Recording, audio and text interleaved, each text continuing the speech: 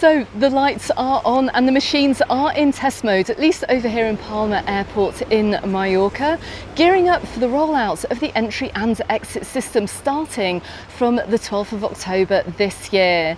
Now, for those of you who have not seen my videos all about the entry and exit system, I shall drop a couple of links to it in the description text below, but for a very quick summary, any non-EU and wider Schengen area passport holders departing from a third country coming into the EU or the wider Schengen area, so for example, flying in from the UK into a European airport, you are now going to be subject to the entry and exit system. And the first step in this means the registering of your biometric data, so it means registering your photograph and your fingerprints. And I have to make it very, very clear as well, this has got nothing to do with the e-gates. For those of you who have gone through a passport control e-gate, you'll know that you place your passport on the scanner and a camera will take a photograph of your face and also check that that corresponds with the photograph in your passport before letting you through. And the EES is a completely separate data collecting system.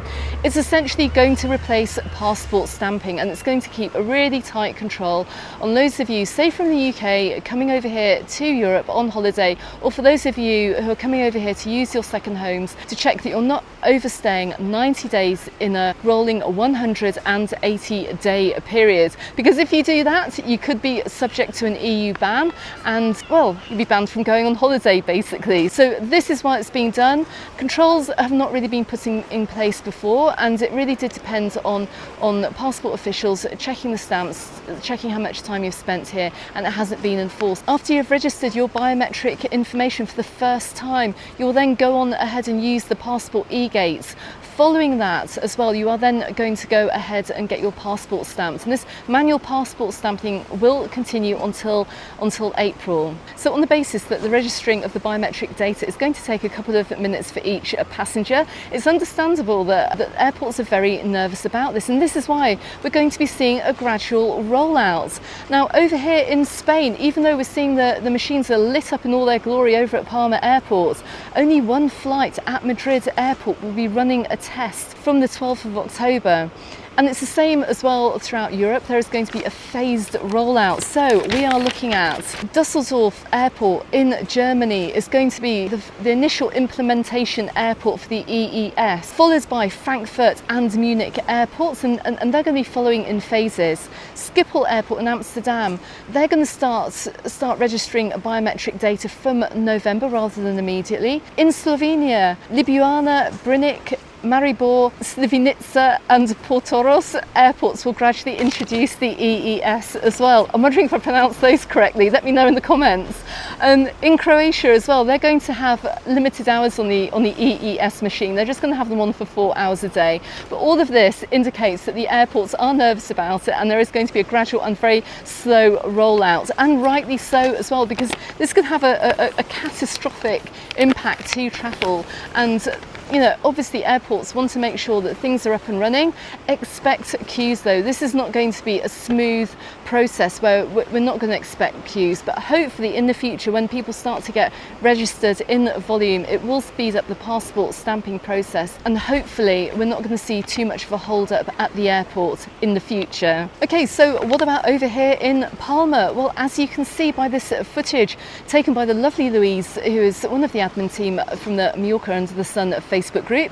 She travelled through Palma Airport just a couple of days ago, and she noticed that the lights were on in the machine and they were being tested by technicians. I don't know when the very first day for checking is going to be over at Palma Airport, but the one thing I'm going to say that in addition to the very slow rollout across certain airports within Europe, we're going to be having a slow rollout generally. So on the run up to January, only 10% of flight passengers within Europe and the wider Schengen area are going to be checked. It's not going to be everybody at once, and this is to make sure that the software and the machines are working properly, and we're not going to have horrendous queues at border control. Moving on from January, we're going to have a 50% rollout of people being checked on their entry and exit from the European Union.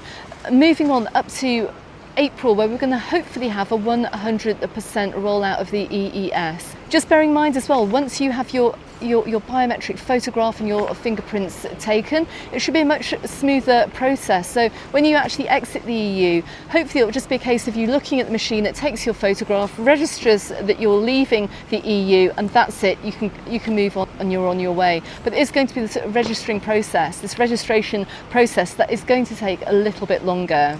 Now, there were a few concerns about this voiced over at the ABTA Travel Convention, and particularly as well, though for those passengers who have registered, will they be going into a separate queue?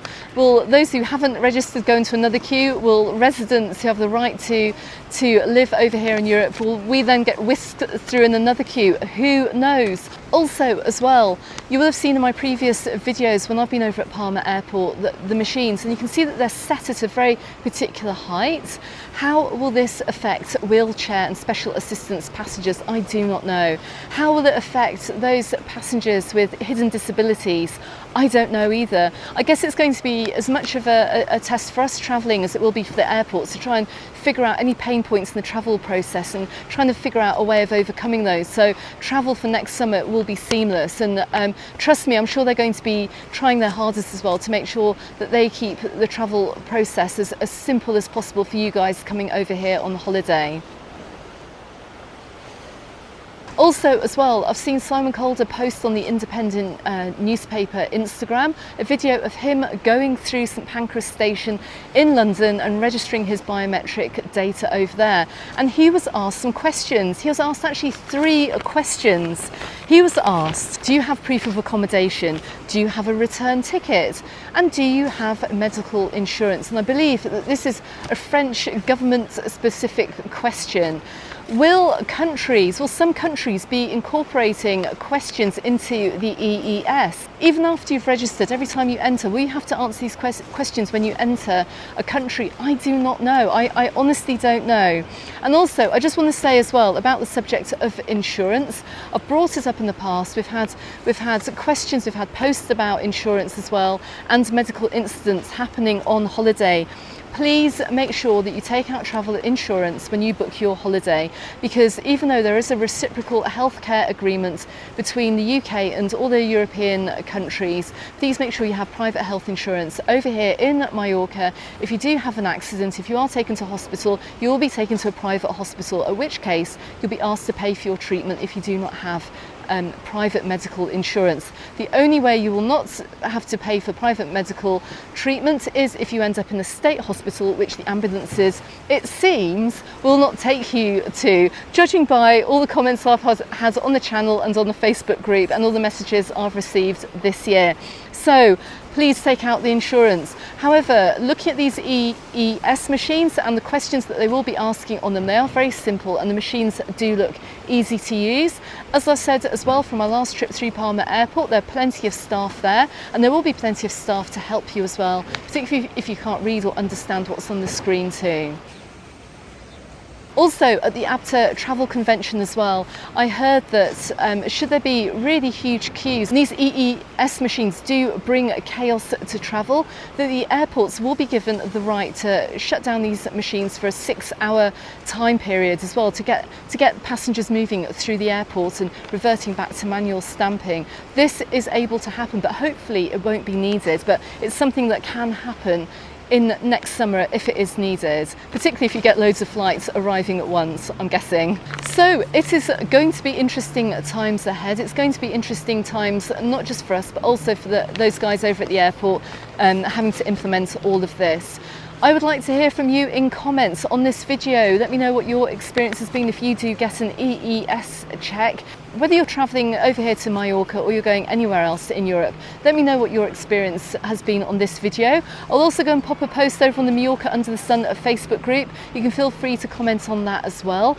I will ask you as well, please do not make multiple posts on the Mallorca Under the Sun Facebook group. Please try and keep it to the one post that I'm going to make about it. Just add your comment to that, so we're not bombarded about EES experiences, but it'll be really useful and really helpful for viewers to be able to read about every everyone's experiences of this as well, and whether they got through easily and quickly. And like I said, don't forget that this is not going to eradicate going through the e-gates, which is a completely different system. Going through and getting your passports checked after you've done the EES is completely different, and like I said, rolling up as well until April, you're still going to have your passport manually stamped too. So fingers crossed for a smooth journey. If you're travelling soon, let me know how you get on, and let's see what happens.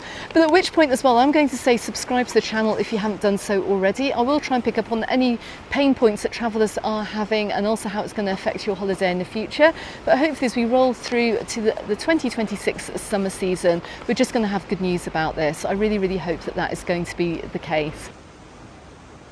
Moving on, and while I'm over here in the very lovely Ilietes in Calvia, looking out at quite stormy waters over here actually. If you've seen my videos from over here in the past, I film over here quite regularly actually, my news updates, my travel updates, just looking out at quite stormy seas, and we are in for some bad weather this weekend. I just want to address the weather forecast that I gave earlier on in the week, and also what's been appearing on your mobile phone too, particularly if you're looking to come over here for a holiday, we've got a holiday booked and you're coming over.